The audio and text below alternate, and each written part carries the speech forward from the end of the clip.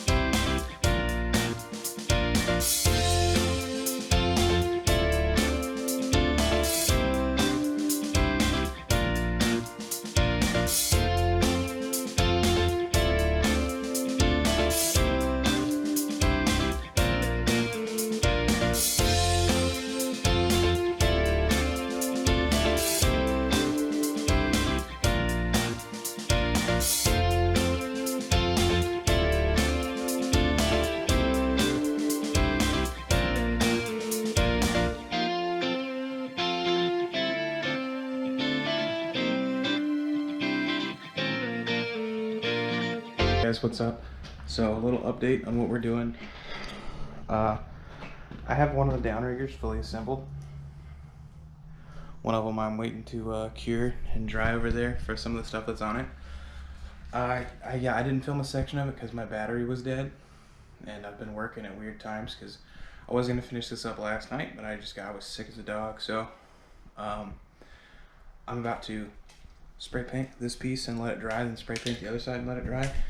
And then we're going to assemble the rest of that one, and then we're going to get it popped into the lower bar there, and we're going to check out the size on that, if that's where I want that to set, or set it up a little bit higher. And if I need to set it up a little bit higher, I'm basically just going to take and put another piece of PVC down in there, and it's just going to sit on top of that.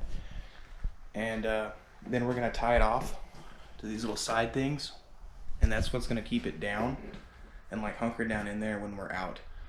So I'm gonna finish this up, and then you guys will probably just see the last little bits and the finishing part, because this has been a really long video and you get the gist of everything that's going on. So see you then. So I got my little assistant over here. We're gonna try not to get him in the angles.